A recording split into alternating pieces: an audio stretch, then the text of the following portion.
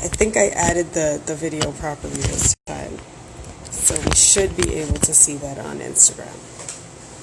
So we will just wait for Nathaniel to come back on, and then we'll continue our conversation because this is a good conversation, guys. Very good conversation. So I'm really interested in finding out what's going on, right?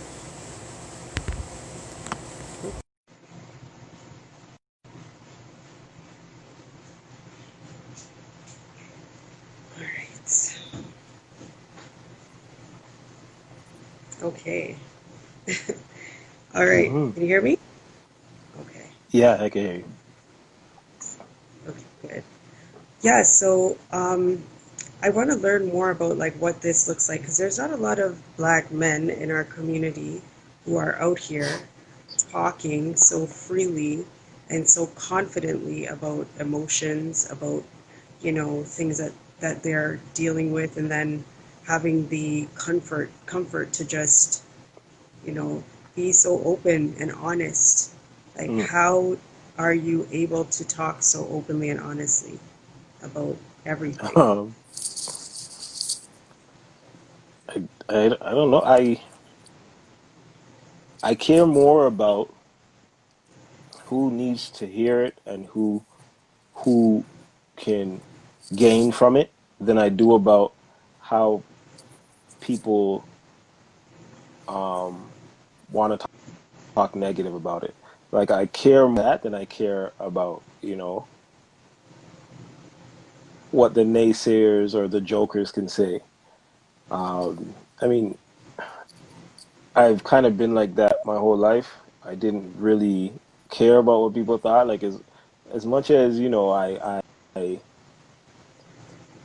did wear long tees when everybody else wore long tees because it was a cool thing to do. I also um, was very set on being an individual. So I guess for me, especially now in these moments, these last couple of years, it's risen even more to it's just like, yo, who cares? Like, who really cares? Um, if someone, if a man sees me crying my eyes out and says, yo, look at this kitten over here, that's okay. Like, it doesn't bother me. Hmm. I don't know if it ever did, but especially now, it doesn't bother me because me being able to have that outlet, um, me letting the emotions out, me dealing with them and being healthy about it, as well as allowing somebody else see that they, or give somebody else the space, the exposure, to see themselves, to have that representation, from me is way more important than worrying about people calling me soft or people making fun of what I'm doing and why I'm doing it. Um, I know, especially through sports, a lot of a lot of why athletes can be great, is because of what they're exposed to. They're exposed to greatness. So in their mind now they can visualize it for themselves.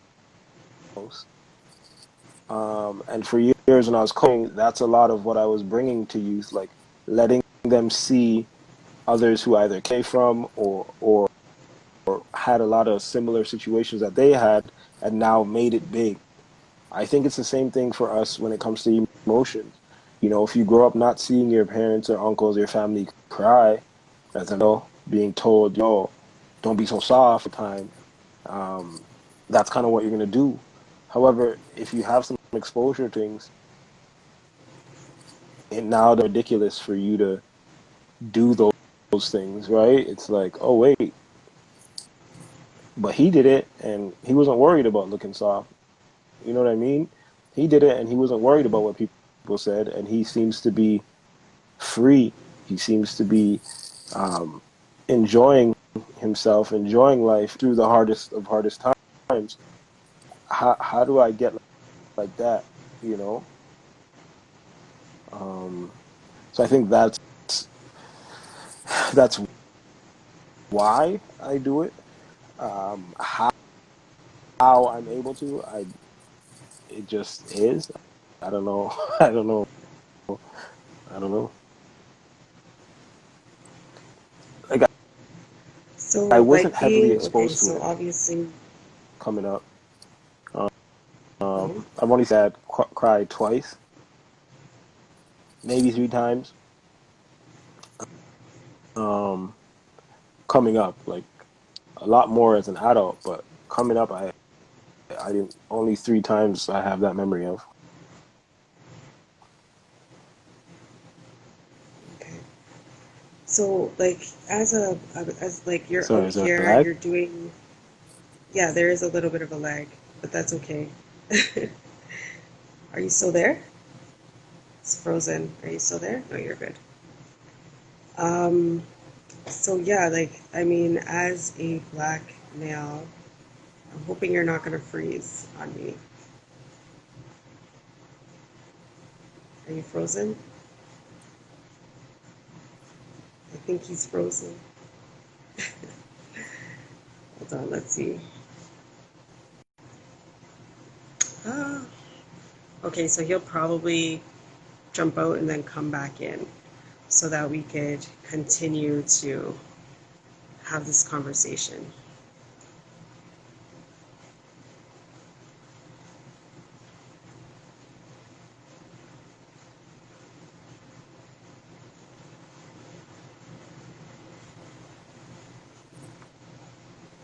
Okay. Back, that works better.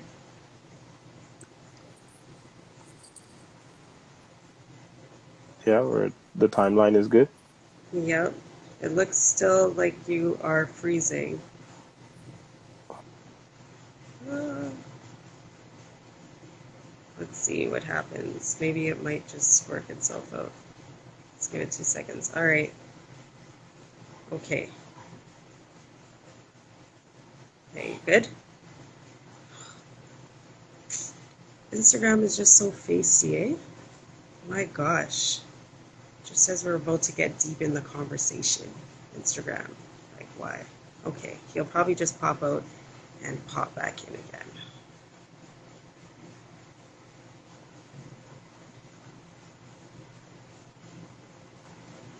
We good? Okay, this is good. Perfect. Alright. Instagram is just being rude. Just being Right? rude. But it's all good.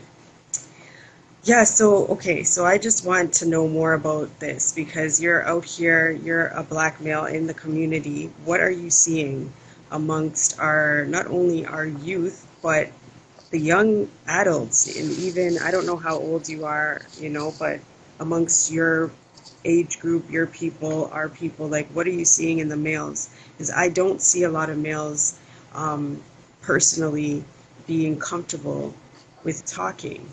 You know what I Hmm. mean? Yeah. Yeah, I mean, I think there's pockets. There's pockets of it. Right. I have been a part of some Zoom calls that were like, for black males specifically, just to talk about certain things. I do have friends that are about that life. I have been in different, especially now with COVID happening. A lot of things have been online. So I've joined and been a part of some live conversations as well. So like I know it's definitely out there. It's not heavily publicized. Like Mm. I don't see a lot of promotions for it, but we're out here. However, we're still coming from those spaces where it's not cool to talk about. It's not welcomed or or encouraged to be sharing your feelings and emotions and to be vulnerable about them. So I definitely understand what you're saying with that. With the youth I work with, they don't see that at all. Um, so yeah, when you ask what I'm seeing, I see kind of both sides, but it's usually with, I'm 32, so the like 28 to 35-year olds, I'm seeing a big push of it. Um, However, the youth, I'm not seeing a big push of it. Like I am seeing positives in, helping their awareness when it comes to like anger and when it comes to mental health, but I'm not necessarily seeing everything that's going on when it comes to being vulnerable and being open and transparent. Mhm. And so, do you see like, is there like a fear behind speaking up? Um, yes, but I also think there's just a tradition as well. Like it's a fear in the sense of like, yeah, you're told not to speak your business or you're told not to say certain things, or maybe the one two times you did try to open up to somebody, they told you to shut up or deal with it or don't be a puss, or like they said certain things to you, and because of fear of hearing that again, you may not open up. But I think it's heavily also due to how we're raised, um, how society dictates manhood is supposed to be as well. um, and then not just in the home, but in our peer circles, most of them are raised the same way too. So it's like a collective understanding that that's not what we're supposed to do. And I mean, some of it may stem from like a true and a real fear, um, when it comes to like just the trust that we have for what society offers in the sense of mental health care, in the sense of care period for the black bodies in front of them. So I understand that as well, but I think we also perpetuate it in our families. Mental health issues in the Black community, like how rampant is mental health? Like, how bad is it? Like it's interesting because like on a very explicit level, it's bad. It's so bad that every one of us have an uncle or cousin or aunt who is like clinically and you know has been checked in, and like you'll see them at the barbecue or you'll go to your friend's house for the family dinners, and there's is the room that nobody goes to, and crazy Uncle Bill lives in there, or they're the one that it's cold outside and they're the one who ride up in their bike with shorts on, and they come in and they seem eccentric and they're but don't worry about him, that's just crazy cousin Frank or whatever his name is. So it's very normalized. Like we see it all the time. However, we label it and say stay away from it. So on that side of things, it's rampant. But where it's even more rampant, and we don't discuss and don't talk about it and don't realize it, is in how we deal with things, in how we were taught to, and how whether it's abuse, everything from sexual, physical, emotional, verbal, um, the little things we don't necessarily see that, you know, but when you're the world sees it for other communities, right? When your whole life you've been neglected, and you don't know that you've been neglected. You've been taught not to deal with your emotions. You've been told, whether male or female, like you have to deal with this. This is just a part of life. There's don't complain about it. You know, like when that's been your reality, it does a lot to your health. It does a lot Mhm. to your mental health. It does a lot to your physical health as well. When you're living in constant fear, you know, of your dad or your grandfather, whoever is taking care of you, that's also mental health. When there's deep-rooted secrets from childhood that you've held on to your whole life, of things that are not okay, that's a mental health issue that needs to be dealt with. When you grew up extremely poor, when you grew up seeing things that you weren't supposed to see at age 6 and 7, when you grew up around extreme violence your whole life, um, That's all stuff that is very triggering and very um, very heavy that we don't really deal with. We just kind of stay silent about it and hush about it, um, and it can have some very serious effects on us. Yeah, so dealing with these issues that we pretty well sweep under the rug. Hmm. That rug is, the dirt's still under there. How do we begin to clean it out? Like, how do we start to figure it out? I mean, I think it starts with,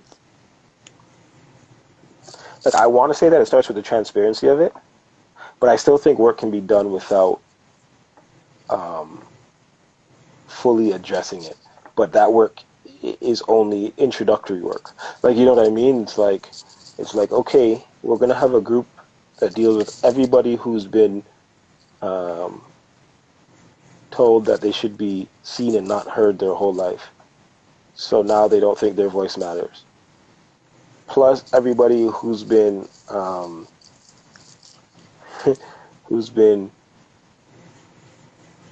physically terrorized their whole life, but we called it beatings, and it wasn't just a smack on the wrist or one slap here and there.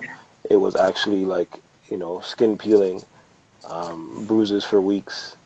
Um, like if we call out the direct things but put it in a group so everybody can come in, and it's like we don't necessarily know what everybody's dealing with, but somebody's dealing with something, and then we can kind of, as we come together, share our stories, as we can come together, share the ways we were able to overcome, or if we're still dealing with it, like network so that we can develop that community of people who have dealt with it, and then we can get those conversations happening. I think like that's kind of the work that needs to be done. It is being done. I've seen it. I'm you know a part of different groups that put on events for that kind of stuff. But I think like those are the steps you can take without being transparent about what you've gone through. Um, just knowing that you need some help, just knowing that um, it's not as simple as sweeping it under the rug. It's not as simple as pretending like it's not there.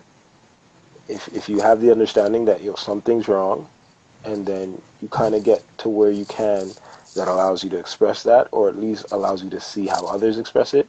I think that's when the work truly begins.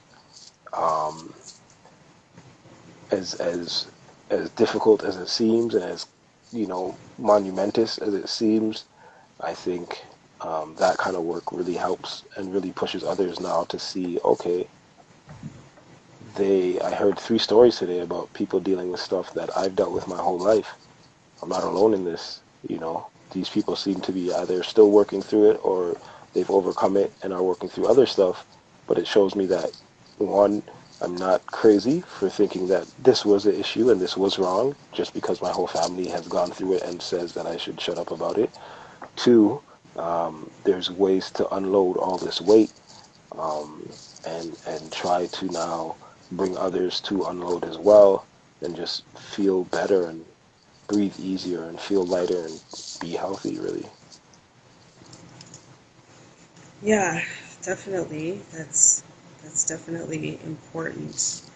But like I feel also too like that this has a lot to do with the breakdown of our families. Mm, Like I feel like everywhere you turn there is not everywhere you turn, but like there seems to be a lot of breakdown of the family unit in our community, right. you know? And I don't know how we can heal that because I personally myself, we all have our own issues that we're dealing with and that we're trying to come to terms with. But I'm tired of hearing people say this generational curses and Hmm. passing things down to generation. It's like it ends here. Right. I'm done with that generational business. My children are not going to have to deal with generational curses because I want to make sure that I do my best to squash it, Yeah. you know? So like how as a family unit can we win? So um, I think it's community. Um, I think we've heavily gotten away from it takes a village to raise a child. And as much as the breakdown of the black family is rampant and is a very real issue, um, I don't think it's only the breakdown of mother, father, children. I think it's also the breakdown of supports surrounding mother, father, children. Um, and I think, where those gaps were filled when the community was raising the child, um, especially here in Western society, the distrust that we have, for our fellow community members, the disbelief we have in the fact that we can have opposing views but still um, work together for a common goal. I think that that's what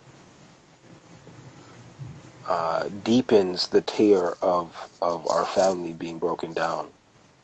Um, so yeah, like you're absolutely right. The breakdown of the family diminishes our chances um, to do and be great. But I think those gaps can be filled when we start, finding our tribes and building that community around uh, us and our kids. Because a lot of times we didn't see our parents getting whatever energy they needed to take care of us. We didn't see or comprehend what it meant. When a friend came over and took care of us for a few hours so they can go and do grocery shopping or they can go on a date.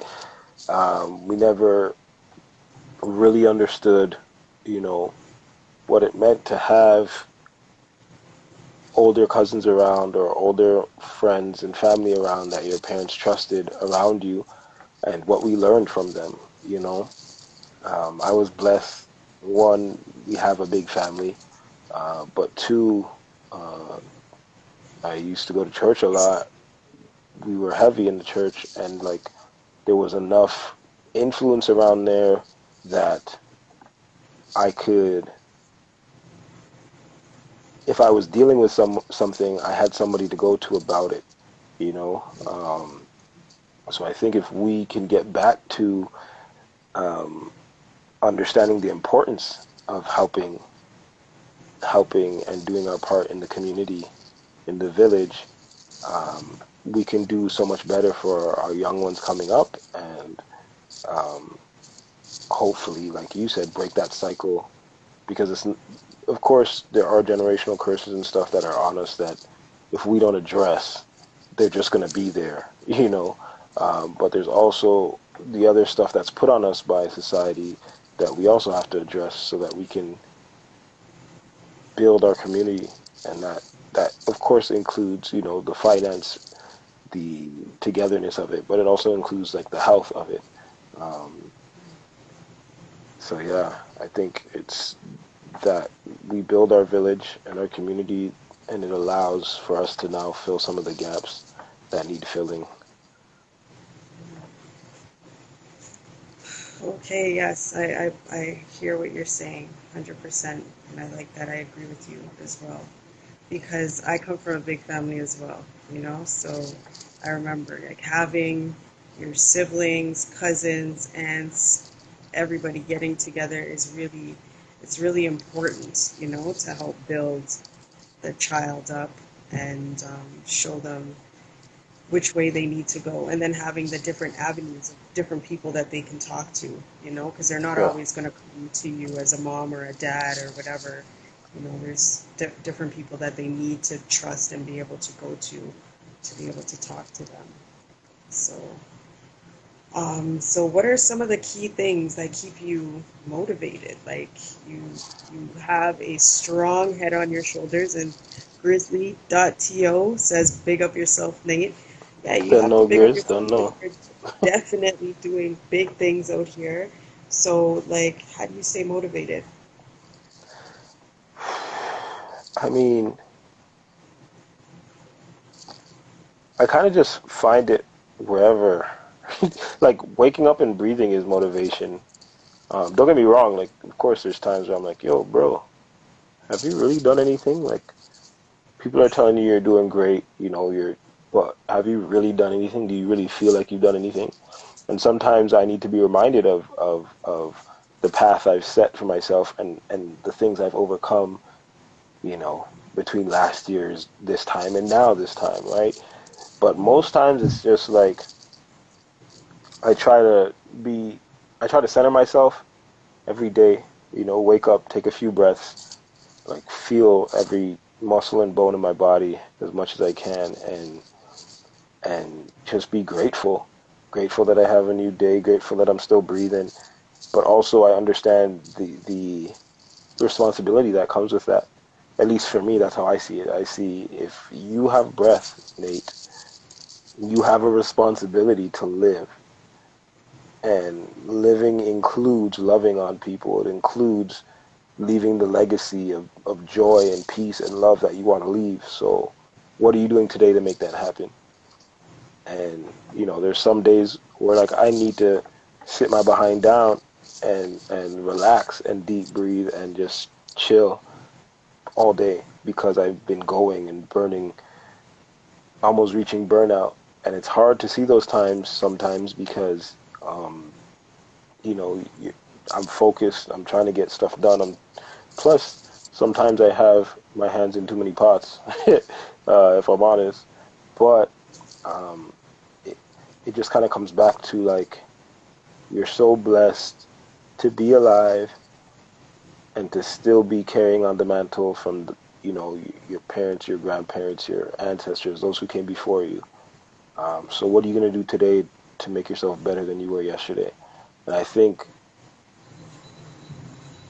when I wake up with the gratitude for what I have, and then when I, put it into perspective with, what are you going to do today to make yourself better than yesterday, everything else just kind of falls in place. Um, um, and then the times where I'm not feeling any motivation, or I'm not, that's the times when I just lean on the people I put around me. Um, so whether it's friends, family, my partner, whether it's um, business partners, like whatever it is that I know, today I'm not feeling it. Let me holler at this person. And it used to be let me holler at this person and try to get that motivation. Now it's just like let me holler at this person because sometimes it's not that I'm getting motivation from them. Sometimes they're just talking me off a ledge or I'm talking them off a ledge. And as we go through the conversation, we're able to breathe and refocus. Um, so yeah, I think it's just gratitude for life, uh, understanding, why I'm here, what my why is, and that kind of pushes me and motivates me to get through the days. Yeah. So you were talking earlier about like having a base in church, Hmm. and you grew up in the church. So, how important is your faith to your daily? It's I think it's everything. I don't know necessarily if it's your faith saying that you have to be religious. I think it's more so, finding what you believe in and what moves you and what pushes you. Um, because like I believe that we are beings, living this physical experience, right? So it's like for me, if I'm not connected, um, if I don't feel grounded, that's when I feel the most stress, you know. So I think your faith, your belief, your spiritual um, experience and work i- is very very important with the everyday grind. It's very important with even just the understanding and belief in yourself and what you can do. Um, yeah, it's it's very important. Mhm. And so then you're talking about like, waking up every day, you're remembering your why. Mm. Does that change or is it always kind of the same? No, it definitely changes. I mean, like Yeah. I I think my why now won't change, because it's just for my future me, my future family, my legacy, right? So that's not going to change now, but like your priorities aren't always the same as you grow up, as you deal with different circumstances in life, like we were talking about earlier, loss, Right. or as you gain certain things. Like if you're, a 20-year-old and your why is your grandma and your ma, they raised you, you want to retire them, your focus is them, they're the ones, that eventually will be counting on you, and then you go and have a child, your child is going to fit in there and probably take precedent. Like, it's your baby. So I think it can change definitely depending on what it is, but I also know that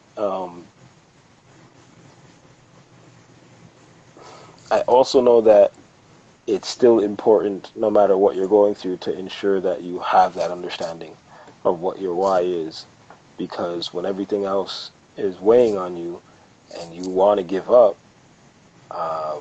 the why is the only thing that's going to keep you going. So yeah. Right.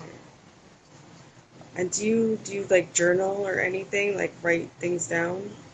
So I have to write everything down. Like I'm horrible at journaling. Like I'm not good at that at all. But in the same breath, like I know that one of the skills I was not blessed with is organization. So if I don't write it down, things won't happen.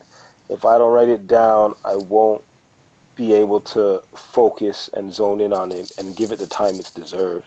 Um, so like, yeah, I'm not great at journaling. I have tried it a few times here and there, done a 1-2 challenges, and I enjoy it, for sure. But like I know how I am, and it's like it works in seasons for me. Um, Right. however, I do need to write stuff down. My phone, as much as it can get busy, notifications and social media and all that, my notes is probably one of the most important parts, that in my calendar, because I have to put things in when something inspires me, whether it's a quote, whether it's um I don't know, something I saw, something somebody said, maybe I had a conversation with somebody, and in that conversation somehow I said something that spoke directly to my heart and my situation, but we weren't talking about me. Whatever it is, especially goals and ideas. For me, I have to write it down. I go back and revisit often, and I just, as much as I keep a lot in here, um, writing it down is very important too. Also, I feel like when you write something down, um, it becomes a bit more real as well. So it's like you have a vision in your head of something, an idea you have, something you want to do, um, and it's in your head, and you maybe made mention to it here or there, but when you write it down, I think like things just start to happen to, at least for me, when I write it down, things just start to happen around me. It's kind of like it conspires to make me focus on what I wrote down, and then that kind of brings it to life even more. So, yeah. True, true. I agree with that one. I am like a fan of lists. Yeah. So I write a list for everything. Hmm. So like even now I'm taking notes right now. I take Yeah. notes all the time of everything. So for sure. So tell us what you're currently working on right now. Like where can we find you? Um, I mean, if you don't know me, Instagram is probably the easiest way to find me. Right. Uh, but like, I'm also pretty accessible.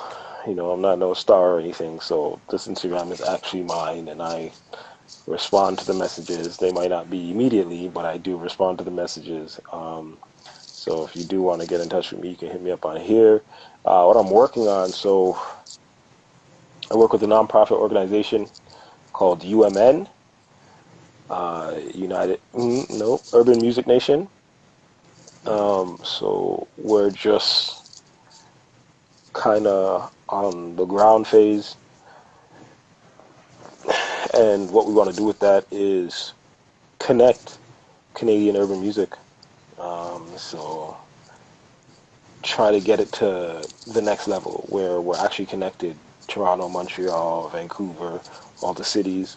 Um, we want to set up a membership drive. We want to be able to give outlets to musicians who don't have the outlets. Give outlets to musicians here in Canada and abroad, all over the world, because we are so many places. And then we want to get an award show, a Canadian Music Week, Hall of Fame. So there's a bunch of stuff we're working on with that.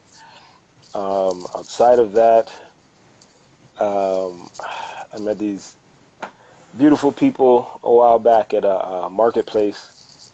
They had some vegan butters. Shout out Easton Vegan. So we're working with them to get a black card going. So we're trying to connect businesses and have like an SPC card or a rewards card, so that we can connect the businesses here in Toronto first, and then the GTA, and grow that as much as we can. So those are like new things that I've been working on. Other than those, like with my other businesses, it's just trying to build. Um, oh, actually, no, I've been investing as well, looking into that and just trying to build that portfolio. Um, but yeah, Sunday Social, we got a new show coming out.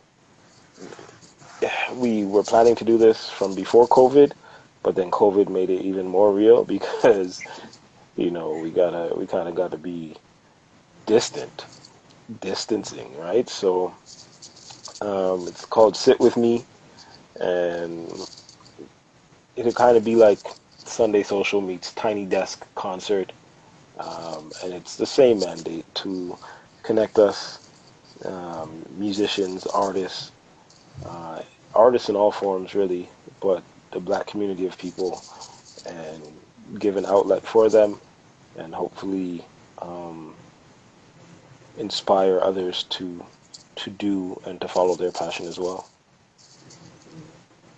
So, how are you dealing with the COVID-19 situation? Everybody's dealing with it differently. How are you managing? I mean, I'm all right. Like, I still, because I work with youth in custody, I still have to be there. So I'm there, a few times a week. Um, but like, I mean, I'm not a big conspiracy theorist, but anything that the government kind of does just kind of annoys me. I always have to like check it 20 times first before it happens. And it was the same thing with COVID, where it's just like there's so much discourse in this that our governments are allowing to happen, and our, health ministers are allowing to happen. And it makes it conspiracy worthy. So not in the sense of whether COVID is COVID, but more in the sense of how we're handling it. My grandfather passed last week. He passed on Mother's Day. That was very that was hella difficult. But he had been tested the week before for COVID and had nothing. He was tested like 3 weeks before that. Everything was fine. But of course, they said that he died from COVID. So it was just like, okay, true. And like a lot of situations like that are happening where it's like, you could have a respiratory disease already before this, and then you have the same symptoms as COVID, and now you died from COVID. Um, Not to mention, I'm not big on vaccines, especially not tried or tested vaccines. Um, and the way we're kind of moving is like everyone's waiting for a vaccine, but like the people I do know that have had COVID or you know were told tested and told that they had it, were also told just to be at home for 14 to 18 days, and then like you know when they called and talked to the doctors, they found out they didn't have it again, or that they don't have it anymore, or like you know what I mean. Oh, you're okay now. You did your quarantine, so it's like okay, so wait, if you didn't tell them to take anything, you didn't tell them, to do anything in particular except for to stay home and to isolate. You didn't give them a list of foods that they should be eating, you know, a diet they should have. You just told them to self-isolate, and now that they have, if they did have it, their body fought it off, their immune system. Then why can't, like, why do we need vaccines? Like, why is there a big thing, a big push for only chemicals are going to be the only way that we overcome this thing? Um, but yeah, I guess for me, I was raised with the understanding that your body can overcome anything that it's tested with. It just needs the right environment. And then I hear of, other places that have overcome COVID, like they're COVID free, and they want to say, oh, this is how we did it. This is what we use. But because it's more health conscious, they're not they're not publicized. It's not heavily publicized that they're COVID free and what they did to do it. So I don't know. I have mixed feelings about it.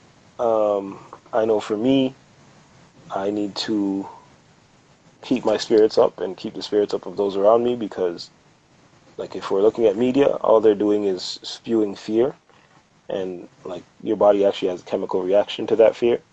So it's like now you're just breaking down your immune system even more because you're so scared of the possibility of getting COVID, which makes you more susceptible to get it.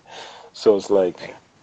I'm just trying to do what I can to stay in good spirits and keep those around me in good spirits, and love on people from afar if I have to, um, and still check in on my peoples, my community, my tribe, so to speak, so that they're all good.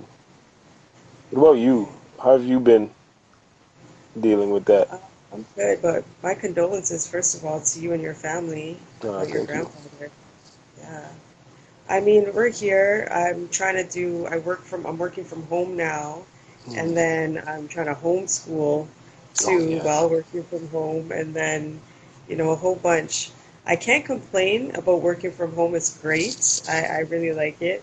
Um, like the travel time is just wonderful. You know what Yeah, I mean? There's of course. absolutely no, and then just being able to be with my kids at home, cook them food, take my little break, run up and down, and just be in the house with them is very important. I really like it. So Mm. I'm glad I have the opportunity to work from home because a lot of people don't have that opportunity, Yep, we're forced to go in. Um, but with the COVID-19, I'm not into the masks.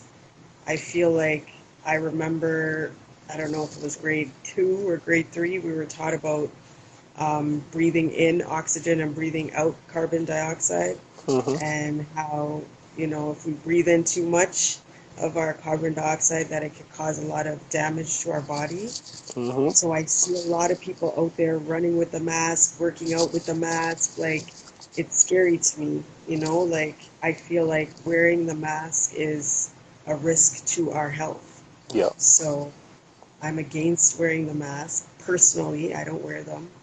I don't have my kids wearing them, but at the same time, I don't really bring them out Out. like into the stores like that. We'll go outside for our walks and stuff, to get our fresh air or whatever, but I'm not bringing them into no stores or anything like that. Yeah, yeah. So that's just me. That's just, yeah, how I feel about it. Other than that, I try to stay away from the news because, as you said, it's so negative, Yeah. you know. I just watch for the weather, which this weather I can't complain. It's just so beautiful. I love the Right? weather. You know? Right? Yo, but So, this weather, I love it, don't get me wrong, but it mhm. feels like it's just 2 weeks ago we had a snowstorm. Not even Right? 2 weeks. It was like a week and a half Yeah, ago. So it's just yeah. like, Like I'm telling you. I love it, but I'm still not even settled in it yet. Like, I'm Yeah, happy for it, but I yeah. kind of don't know if I can put away my winter clothes yet. It's I hear annoying, you. but I'm grateful It for is what we have Toronto as well. after all, because you never know. With Toronto, we just have to hold on to that winter jacket just in Just in case, case. Yep. because you Yep. never know. You never know. But That's so true. fingers crossed. We Yeah. have what 31 degrees tomorrow, they said, and then All week it's supposed to be like so 30. So yep, it's that's a supposed to beautiful be thing. I'm nice, about to go tan. Yes, ma'am. right? Exactly. I've been out there, so I just want to thank you. But first, I want to ask you if you have a motivational, uh, inspirational quote or something that you want to share with the masses. Um, I don't know. I don't know if like I have a quote, but I do what I try to remember for myself Yeah. um, is one, uh, I'm doing the best I can to surround myself with those on the same path as me. Um, and that doesn't necessarily mean just finance or just business wise. For me, it means peace, love, and joy. Literally, as what do they say? As regular as that seems, and as cliche as it seems, it's a reality to me. So keeping those people who are on the same path, surrounding myself with them, and waking up every morning with gratitude is has given me so much more life than I could have asked for. So I implore you to do the same. Be grateful in every situation. Find the things that you could be grateful for, and above all else, like strive for that joy, strive for that peace, and strive to be love. Wow. So I just want to thank you because you shared so much, you were so transparent with us, and that's what we need to see more of. But you are definitely an inspiration to the masses out here. Whether or not you take it in and realize how inspirational you are, you must be. I feel like you probably deep down inside, you are. I hope But so. if you're not told, you definitely are. Your Thank you. story is inspirational, and the message that you're putting out, peace, love, and joy, is their inspiration. So, you know, definitely, I want to just thank you for accepting the invitation to come on the show, Yeah, and thank absolutely. you for sharing. No It was problem, man. great. I thank you. Thank you for this platform. Thank you for what you do because it allows this. You know what I mean? It allows me now to connect with others, allows others to connect with me, and again, collectively as a community, allows us to rise. So, yeah, thank you. And that community is big. So we definitely have to remember that Yes, peace, love, and joy in our community, yes. right? I like that. Okay, so where can we find you, Nate? Let us know. Uh, Natellfs. Nate L is my middle name and FS is my last name. So it's like you can find me on here. It's real simple. Um, you can go up to that top left corner there. Um, and yeah, like I said, I'm pretty accessible. Holler at me, let me know uh, where we could work together, how we could help each other out, how we could build more community, and just how we can stay more connected. Um, yeah. Oh yeah, Definitely. I had to All do one of right. those. I forgot, Okay. but yeah. All right. Well, you have yourself a wonderful evening, Yes, and ma'am. I'll definitely keep in touch. All right. All right, thank you. Okay. Take care. Bye. Oh my gosh. Well, thank you so much, Nate, for joining us. And thank you guys for joining What's the 411. I'm always so interested in hearing everybody talk about their journey and talk about their life experiences. I just feel like we all, as he was mentioning, it takes a community. And I don't think it only takes a community to raise these children. After they're raised, like we're adults, it still takes a community for us to be able to vibe with each other, to talk to each other, to learn from each other. These experiences that I am sharing help me personally, but I'm using this conversation to help everybody.